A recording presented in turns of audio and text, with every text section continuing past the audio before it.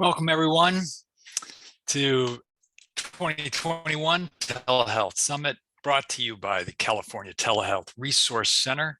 We're glad you could join us for today's session on breaking down the virtual barrier, how to provide personalized serious illness care.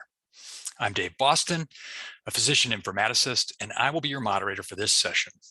I'll start with some housekeeping. First and foremost, we invite you to turn on your video. It helps make this a more interactive and enjoying experience for all.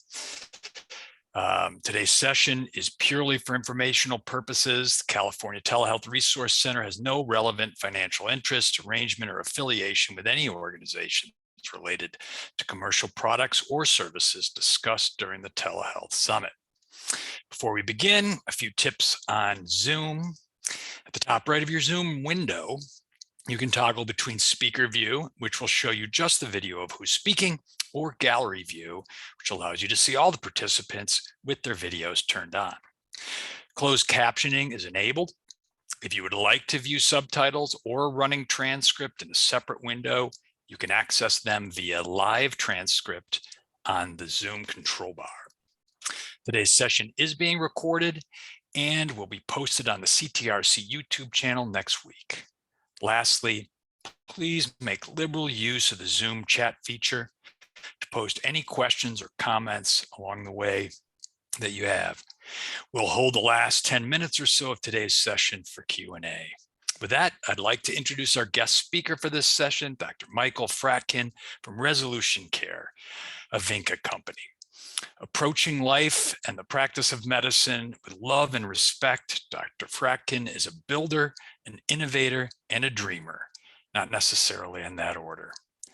Standing on a foundation of inspiration and burnout, Dr. Fratkin began creating ResolutionCare, now a Vynca company, to build capacity for capable and compassionate palliative care in the rural Northern California community in which he made his home. As a pioneer in the soulful use of telemedicine, ResolutionCare now reaches throughout the state of California. It has been a transformative and provocative voice for improving the experience of people and families facing serious illness, while ensuring that the meaningful professional experiences of those providing care are held in equal importance. Furthermore, ResolutionCare is expanding its efforts to provide access to people that need this additional support nationwide through combining forces with Vynca, a digital health leader in advanced care planning from coast to coast. I can't wait to hear more about this. Welcome, Dr. Fratkin. The floor is yours. Shucks, thanks. That was great. You used all my favorite words. It's as if I actually wrote that myself. We're on some kind of mind meld here. Isn't it amazing? It's spectacular. So we've only had like 3 people take you up on the offer of turning on their cameras. I wonder if they're wearing their pajamas, or if they haven't taken a shower for a few weeks, or if they otherwise have kids in the room. But I don't really care about any of all that stuff, since this is actually about how we use this incredible and almost kind of miraculous channel of communication to actually really connect at a human level. I really, really, really want to see your smiling and poorly groomed faces.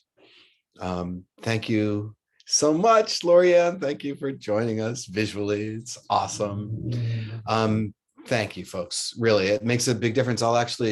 There's more than 25 folks, so every now and again I'll kind of scan around to see who the people in the back 40 are doing with their cameras off, and it is possible I might poke, prod, or slightly gently harass you to turn on your videos again during this conversation.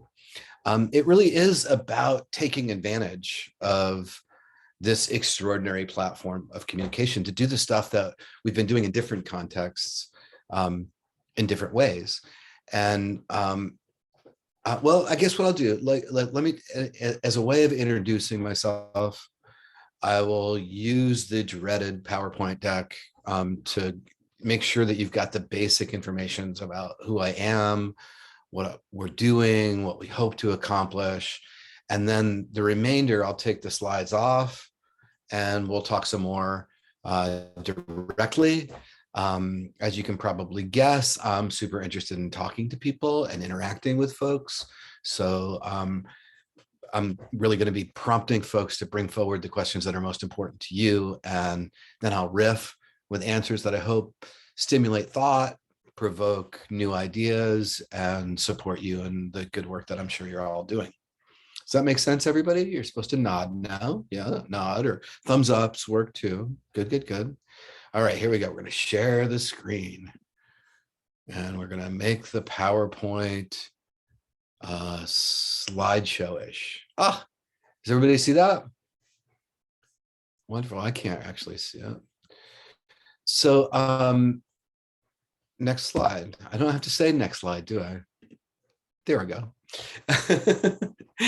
The structure of this introduction will be to talk a little bit about the healthcare realities we're all facing, to tell you a little bit about what we do, to demonstrate in graphical form what we've accomplished thus far, but mostly to focus on inviting a conversation about what the best practices are for really using this platform to break through to contact, which is frankly harder to do in real life. It's harder to do in a clinic environment. It's harder to do in a hospital than it is to use this very interesting medium and channel for communication.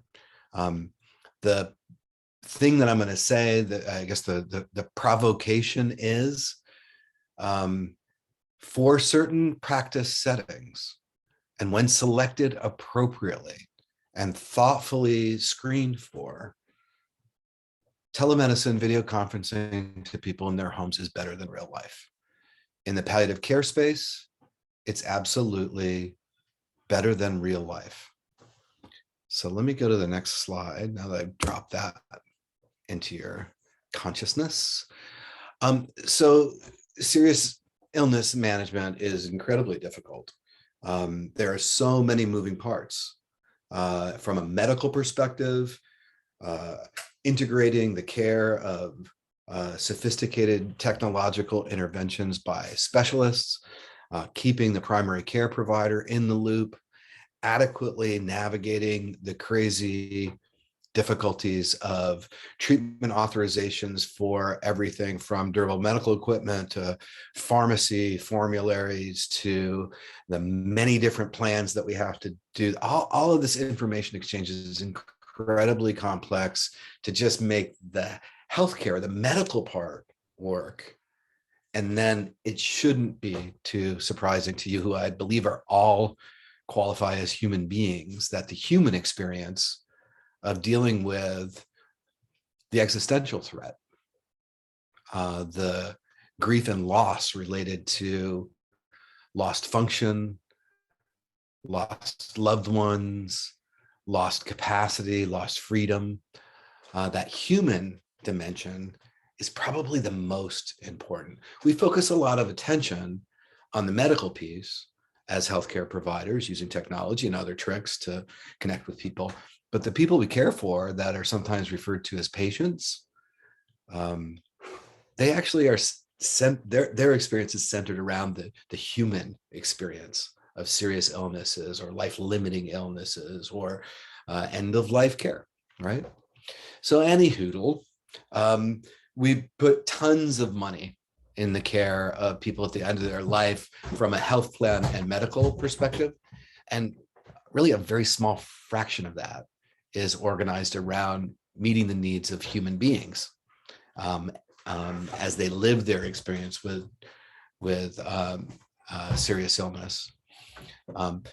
There are a bundle of us that easily qualify for this term, folks that you wouldn't be surprised if in the next 1 to 2 years, if they were dead. So a very actually modest estimate is that there's 12 million of those folks, adults, in our midst, our neighbors. We spend an enormous amount of money for people in the last 6 to 12 months of life. Most people haven't even begun to crack the gap between their lived experience and the people they trust to provide the best medical or disease-directed care.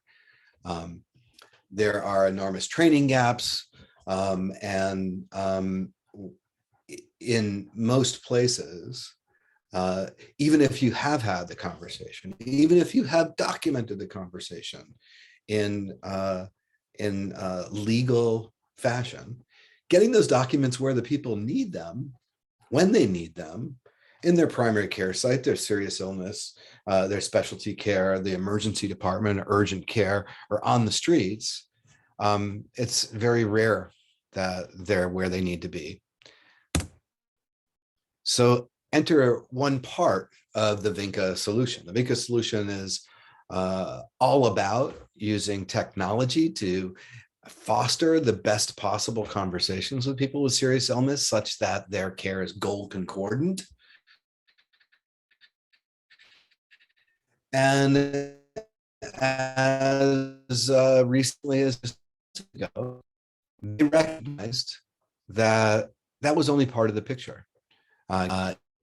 Creating and engineering structures that provide for excellent advanced care planning discussions, leading to documents that are in the right place.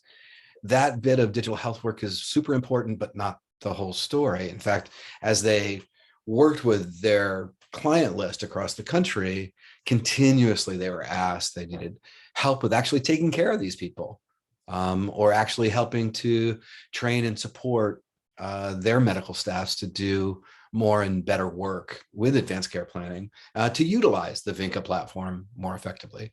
So they came to us, we made a deal, and we combined forces to create what is a substantially more robust platform for people with serious illness.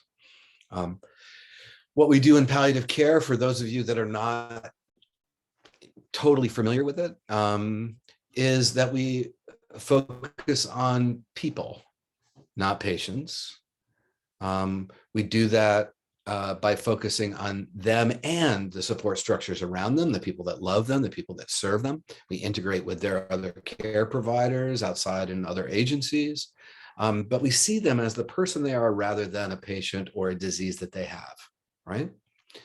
In addition, the team that we wrap around them is also talented and knowledgeable and professional in the realm of physicians, nurses, social workers, chaplains, community health workers, care coordinators, all palliative care specifically trained and credentialed, but also bringing their humanity to the mix as well.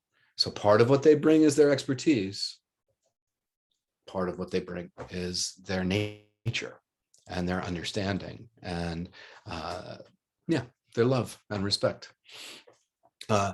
Secondly, we provide engagement with and very intensive work outreaching to the communities to bring in a better understanding for who are the folks that are the right people in this right care at the right time. So we're working with our community clinics, we're working with the specialty organizations, we're working with post-acute discharge planners and hospitals that are looking for a more reliable pathway for folks like this. We coordinate care with all of those individuals once we enroll them in order to make sure everybody's speaking generally the same language, or at least this is the ideal, right? Where the oncologist, the primary care physician, the individual themselves and their family are all working with the same kind of information set to understand where they are. So tons of work integrating the care and information sphere around them. We're really good at advanced care planning. We just got better with the introduction of the Vynca platform into the work that we're doing. And we lean heavily towards the social determinants of health. And if you'd circle in your mind the social worker component, because we, like actually much of the OCHA network, are heavily represented with people who depend on the community clinic structures. We are about 75% Medi-Cal or Medicaid managed care.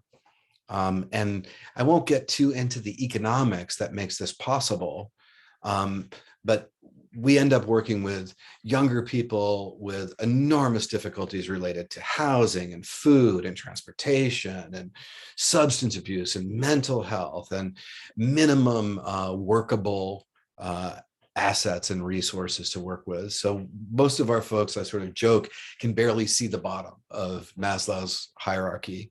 And we do everything we can to at least get them food, shelter, clothing, and some stable caregiving structure, while trying to get them from place to place to their appointments, to understand their medicines and all that stuff. Our social workers are spectacular, creative, and incredibly dedicated, and a big part of our program.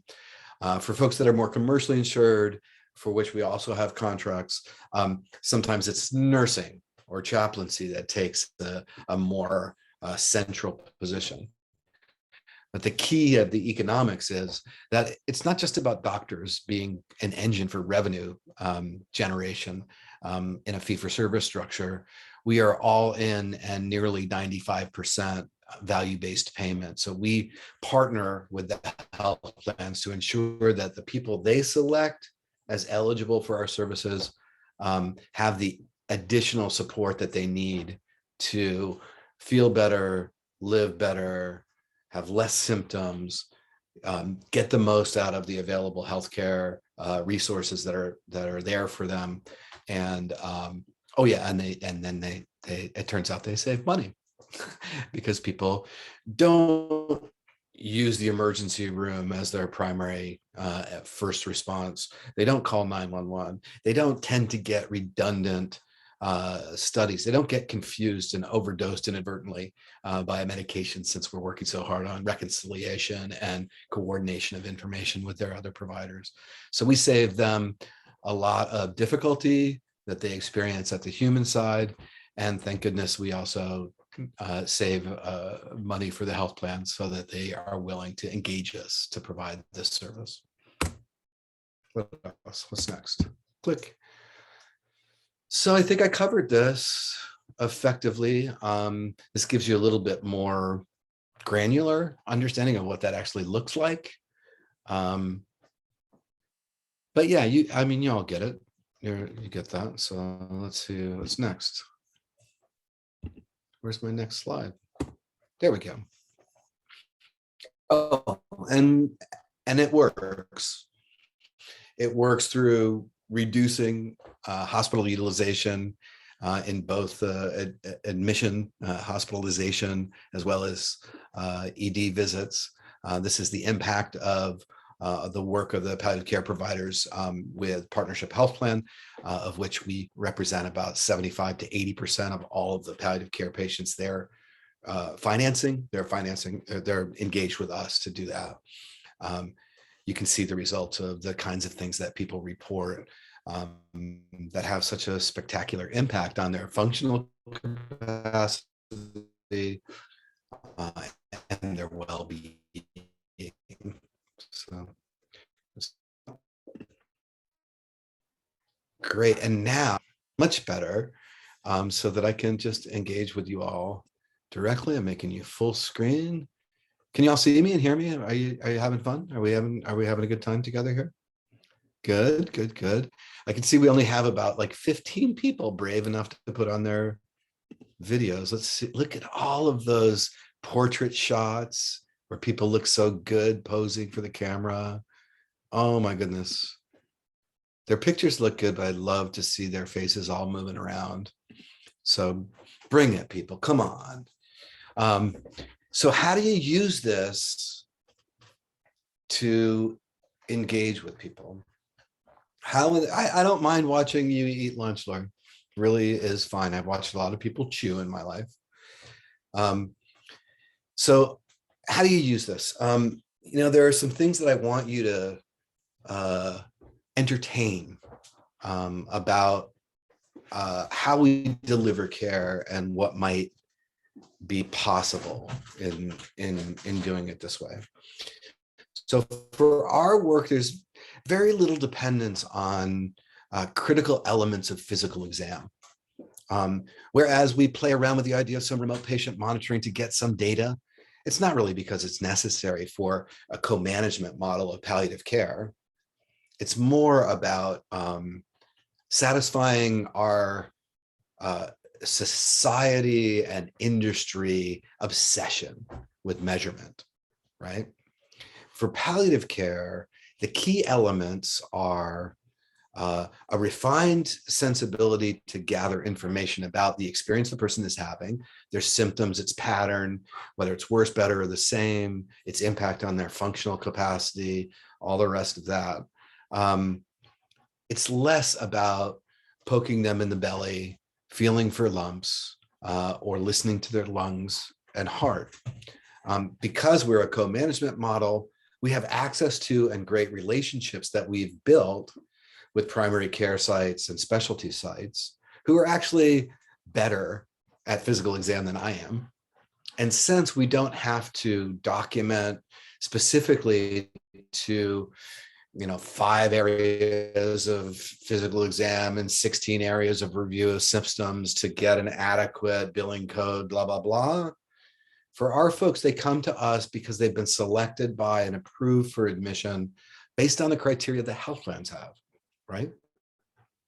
So we don't have to track all of that data. We have to facilitate, when they need a physical exam, we get them a physical exam. And we get them into their primary care providers through my magic cell phone and back channel communications. We get them into their specialty clinics for specific and necessary face-to-face encounters. But in our practice, it's not so important. In many of your practices, there's probably a mix of patients that you see every day from a primary care site, some of which you've discovered during this crazy pandemic you can do by telemedicine, maybe even more efficiently and more effectively, and some that you need to bring them in. And I'm not an expert in how you distinguish and sort that in primary care or in the specialty areas. I'm just convinced that these all practice settings really need to explore. But for palliative care, pretty much 100% of what we do, we can do by video. Now, when I say that it's better than real life, I'm checking my time here. Oh, well, nearly a half hour. Wow. When I say it's better than real life, I'm going to tell you what I mean with a few examples.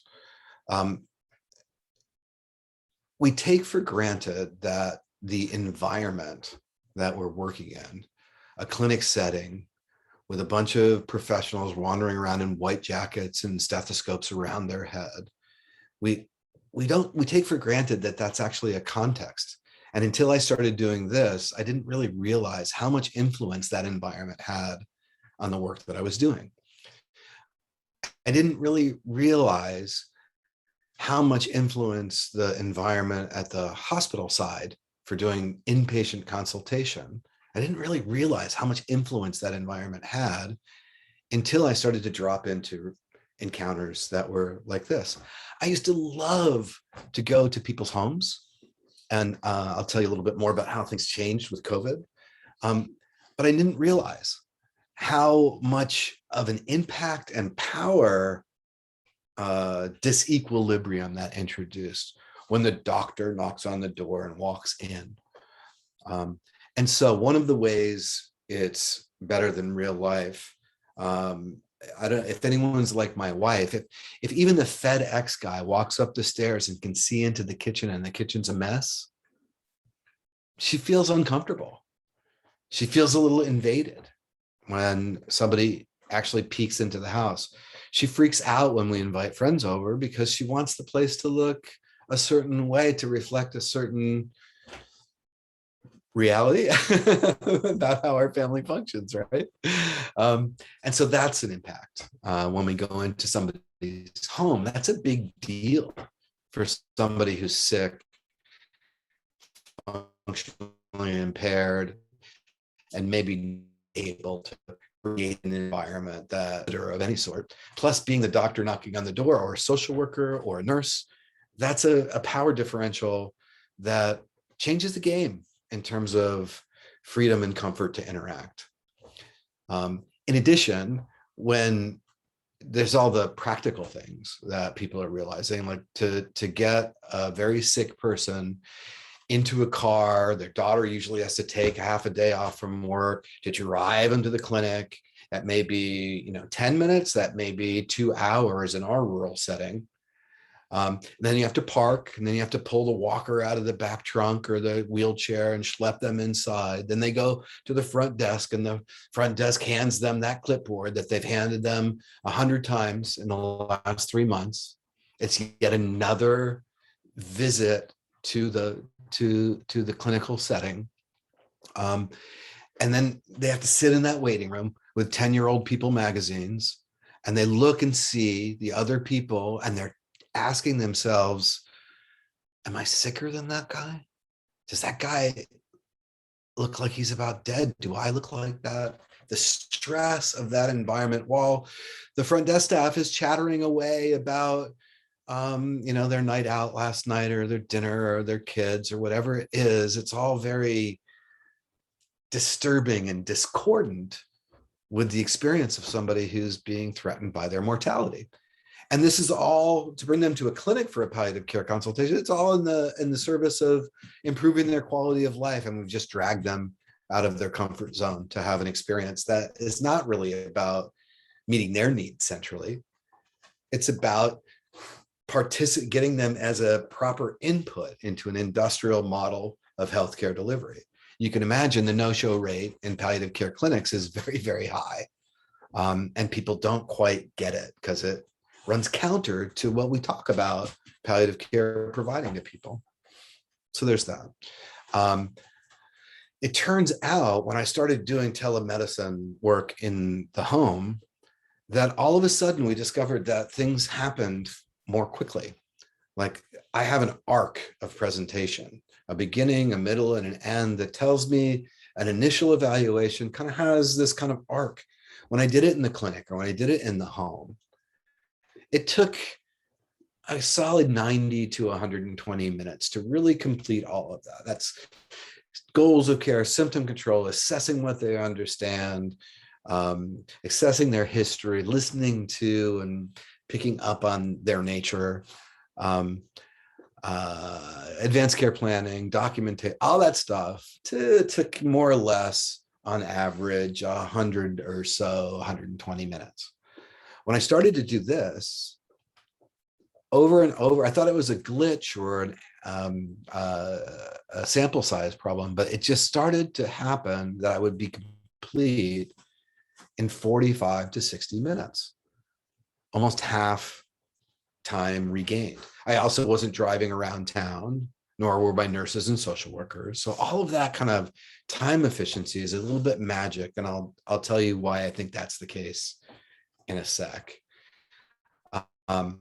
So that was kind of amazing. And then I'll tell you a little bit about how we've adapted to the pandemic. And I'll be interested to hear how you all have adapted and utilized telehealth. And then during that sort of very troubling period of reemergence that we had that just went away, I'm curious to hear what some of your programs have done with their telehealth programs that you built and refined in the first phase, the first year or so of the pandemic. But for us, the opportunity to go from 40% video conferencing use to nearly 100% overnight was actually welcome. I've been trying to encourage my team from the very beginning to use more of this technology, and they resisted. We got, like I said, we were doing about 40% of all of our doctor, nurse, social worker, chaplain visits by video, but I couldn't seem to bump it beyond that. But on March 19th of last year, we went from 40% to 100% by March 20th. Everybody went home. Most of you I can see are at home or in front of some kind of crazy virtual background, which means you might be at home. Many of you might be wearing your pajamas or nothing at all underneath the camera. Well, my team had to go home because I was not going to risk any transmission of virus that potentially would harm them because I love my staff or harm the people that I care for. because it turns out I actually love them too, even though they can drive me a little crazy too.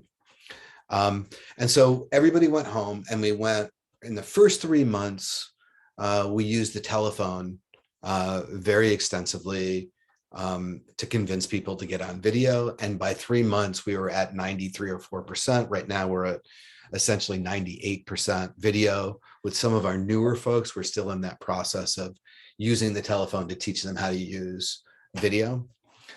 For the first 3 months, my staff whined and fussed and complained and wondered, how in the world can I feel as if I'm caring for people if I can't put my arm on their shoulder, if I can't hand them a Kleenex when they cry? And then over the course of the following 3 months, they taught themselves how to do that. And none of them are complaining about when do we get to go back to the way it was. Not all palliative care programs are going to be a tele-palliative care offering, but ours is. And it may be possible that some of our professionals decide that they really do necessarily miss direct care, or they can't work at home because their kids are bananas or whatever it is. But the program that we're building is a tele-palliative care program that has the ability to take care of people. And so to give you a sense of the scale of what we're doing at this moment, we started in 2015 with one person. We now have just under 90 employees. Many of them came with the Vynca merger. But our clinical staff is about 45 at this point. We're taking care of 240, 250 people today. Many of them are where I live in Northern California in Humboldt County. But probably a third to 40% of our folks are distributed in one of the other 58 counties in the state of California.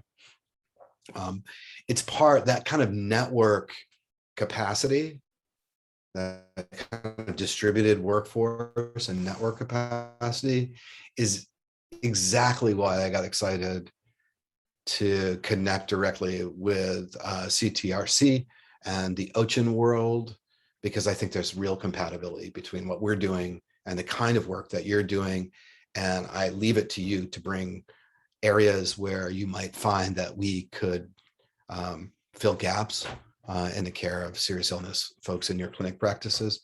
And it shouldn't surprise, these are the folks that are driving your pods crazy because they're so sick. It's so dynamic. It's so stressful. And it takes a certain both staffing structure, but also a certain sensibility to really give those folks the attention that they deserve and that we need to give them the best outcomes, as well as to deliver the best pathway through the healthcare system. And so now I'm going to talk about the most fun part of it. It's like, what is it about this channel, this medium, that makes it 50% faster and maybe 20% more intimate? I'll have you think about that and bring forward your own speculations, but I have my own speculation, and I'm working with some researchers to drill into it a little bit more.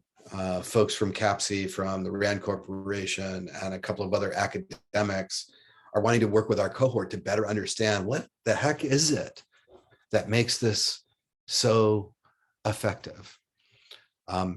So the first thing I'll ask you is have any of you tried to do Zooms with your friends and family?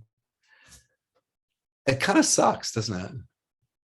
It's kind of terrible. It just doesn't, the juice, the feel, the sort of nuances of social primate behavior that are with the people you're related to is no fun. I mean, when you're sitting around a table with your friends, you're all talking over each other, but it works. But when you do it on Zoom, it's crazy, frustrating, and terrible. And it's just not that fun. I discovered that during the pandemic.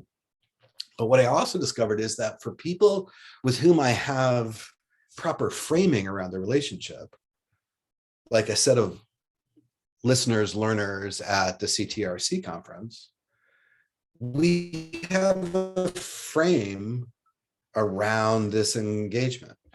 Like, I feel comfortable to bring myself within the framework of our conversation in a very relaxed manner. And hopefully I'm kind of inviting you guys to relax too and think of what you're bringing to the space. But it's really the frame. I mean, it's a literal frame on a video conferencing monitor, right? It's a real frame. But the frame of a clinical environment where you're evaluating people for medical illness, that we've become kind of just like we take for granted and don't even see, this clinical setting, the front desk, the waiting room, the hallway, the exam room, the process, the clipboard, the People magazines, all of that stuff is what defines a very fuzzy, loose, and uncomfortable frame. And it doesn't demonstrate this is a one-on-many interaction. And so I think that there's a certain magic to that. Like, you click, I click, poof, there we are. You're in your comfortable environment at home. If I'm 5 minutes late, you don't really care that much. You've got your cat on your lap, you're drinking your tea. You're not worried about what I can't see in the household. I'm sitting in my room. I can tell you that everything outside the frame of what I've let you see is a total disaster area. My dogs are at my side. I can walk outside into the forest where I live. It's all very, very nice. But what you get is what I choose to show you. And what I get is what they choose to show me. That framing is very powerful. And it allows for almost instant intimacy. The way that I approach that is I make sure that any of the sort of techie kind of anxiety that people might be having as they fumble around with their headphones, like Arminson down there in the pink shirt, and their virtual backgrounds, and they're getting themselves all together. I just speak to that in a really matter-of-fact way. I'm patient with people as they fumble and bumble around to get it right. And then when it's right, I then let them know, now we're beginning. And from that start point, the ability to just lean into what's on our plate together, what's in this frame, is powerful. I think that's where most of the efficiency comes. When they come to your clinic or you meet them in the hospital, there's all this funny social primate behavior required for everybody to settle down and get used to the situation. Maybe we're like managing pheromones that I don't know about. I don't know what it is, but it takes twice as long to accomplish the same thing in real life. Background noise, chit chat that's necessary, them dealing with the anxiety of somebody knocking on their door, or walking into their hospital room, or the shock of sitting in a windowless room with a sagittal section of a pregnant lady, whatever it is that is stressing them out. You got to work through that stuff. It's a lot more complex than helping people fumble around with their audio and video and whatever. And then so there's that framing. In our field too, I share my love pretty freely, right? And I really do care for these people that we care for. And I can promise you that my nurses and fellow doctors and social workers and chaplains fall head over heels for these people. And back in the day when they were in their space and knocking on their doors and seeing them in town and in their homes and visiting them, the boundary between the relationship between those two entities, staff members and persons, could get pretty blurry. And these are people that are existentially threatened. They're dying at some pace or arc.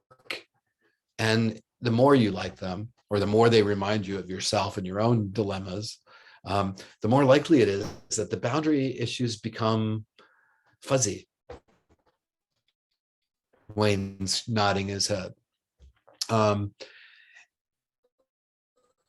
And yet this environment gives you a perfectly perfect boundary, one that's infinitely small. It's not a great distance or detachment. It's just true that you're where you are and in your own life, and I'm over here in my life. That, I think, is why my staff stopped complaining about not being able to go out and hold the hands and hug and get all intertwangled with their patients. They can't resist doing it, except for this platform provides a perfect barrier. And the truth is, in the professional service of people who are having their own story unfold, their illness, their tragedy, their confusing family dynamics, their limitations and social determinants, everything else, they really do belong to them. And if we get all up inside of it and populate this concept of heroic stuff with those people, nobody really helps. Nobody really is helped substantially. Now, with Ellie and her baby, there's no boundary, right? There's no boundary. With my dear children and also my obedient, not so obedient dogs, there's no boundary. I don't want there to be one. I want to be perfectly intertwined and connected with them. But in order to do this work and to be able to see what's there to be nudged in the right direction for people, it really is helpful to honor and engineer the boundary.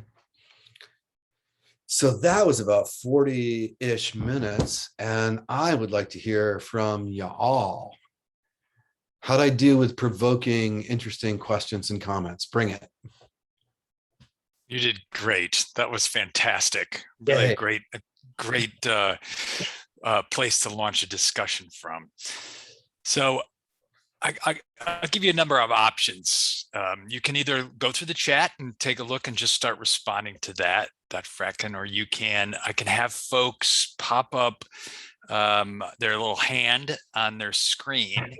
I love that, and their reactions, and we can just kind of have folks unmute and chat. I would love to hear what other folks have to say about what you've just said. It's certainly sparked a lot of thoughts in me. Cool. Well, David, if I could ask you to kind of scan the chat so I don't find myself looking down and wanting to type to people. I'm happy to do that. Like, for instance, Nicole asked, what are your driving referral sources? Care managers, hospitals, home health? How are you getting your patients? Yeah, perfect question. It's all those things and a bit more, and some very interesting work that's relevant to OCHN, actually.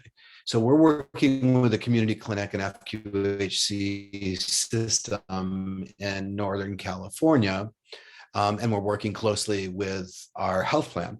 And what the health plan has been able to do, because they defined the eligibility criteria, is to work with their data set to generate a list of potentially eligible folks.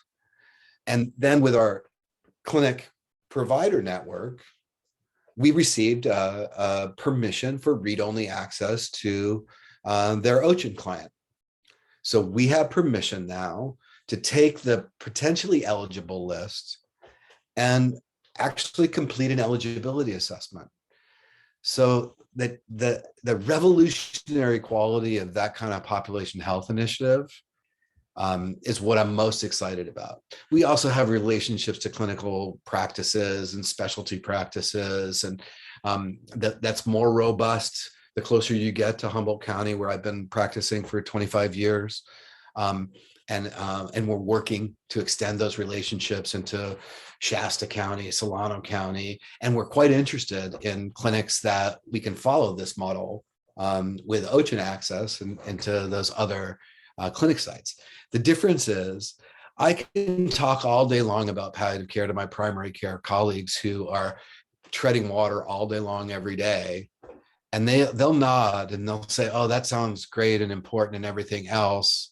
But then as they move through their 20-ish patients per day, they don't always keep it front of mind.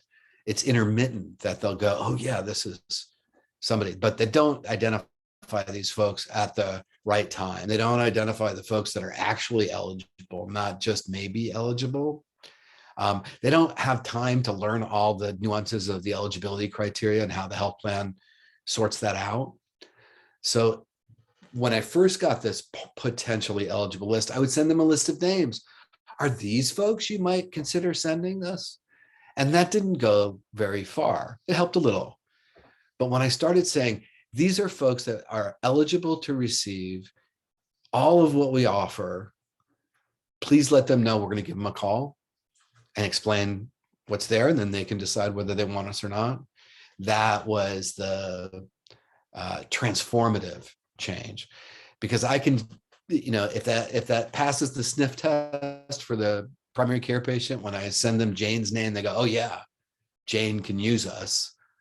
And they have their medical assistant give her a call and say, Jane, you're going to hear from ResolutionCare, and they're going to tell you about a benefit that you are actually entitled to receive. You can decide whether you want it again, or want it or not, and that'll be that. So that for me is what I've been looking for and working on for a number of years.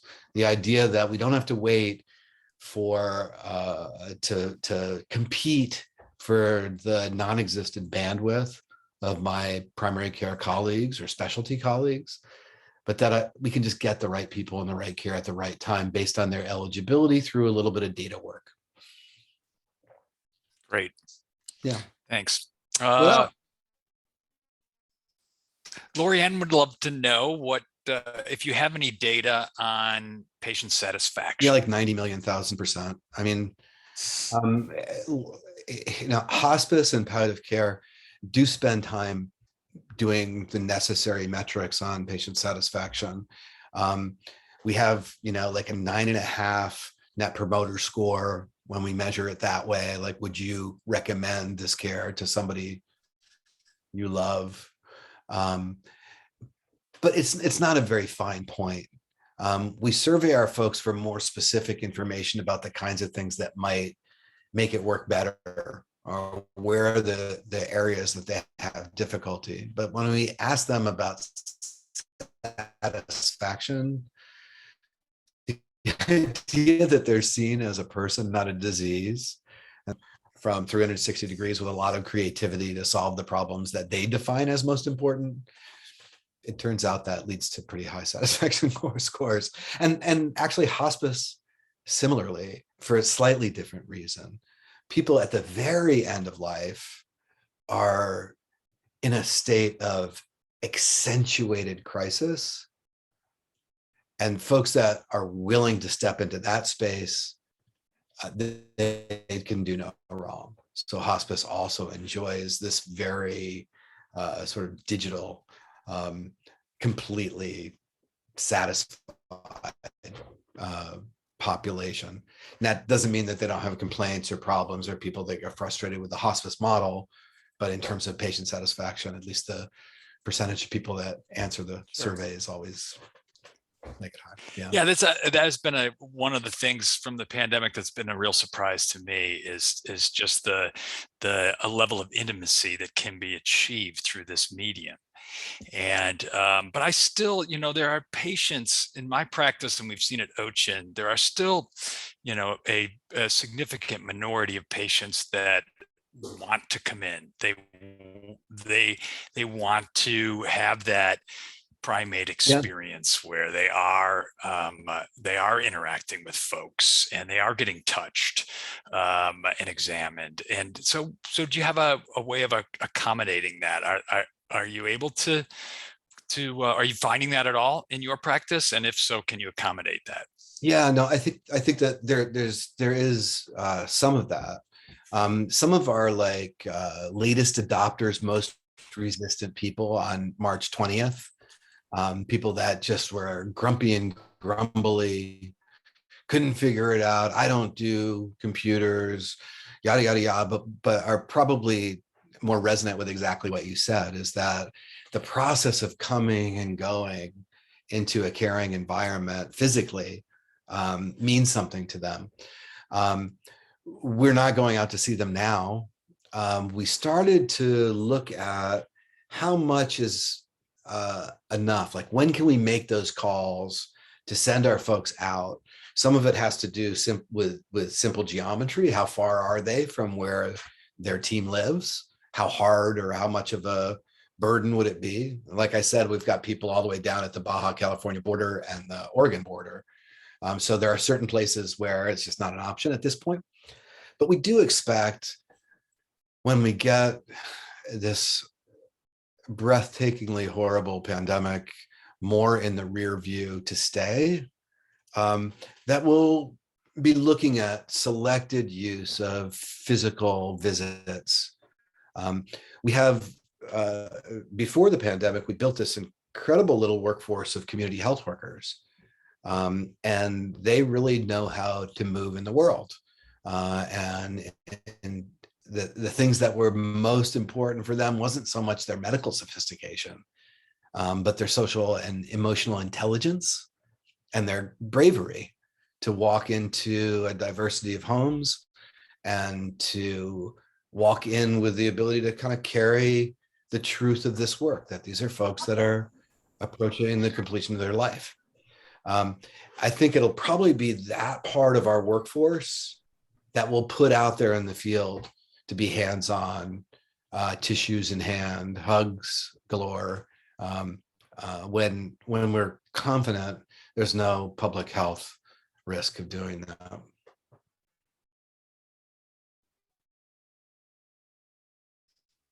Great. We have a question here about what states are you currently able to serve clients? The threatened Republic of California so far, which has something like 40 million people in it and the ninth largest economy in the world. But this brand new merger with the Vynca organization has us already beginning to build relationships, explore opportunities for communities, systems, health plans that have a clear need and a willingness to get us involved. So it won't be long before we hop the border. But for right now, it's all California. Great. We're looking forward to having you spread into Oregon. Well, I can say that. One of the reasons I said yes to this was beginning to understand a little bit more about Ocean and looking at the map and looking at the way that you're weaving together similar kinds of community health centers through technology implementation and such. And so that, to me, just seemed like this is a natural community I want to be a part of.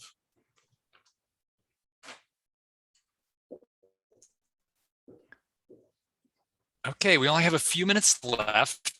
I invite anyone to open, to unmute themselves and ask a question or make a comment.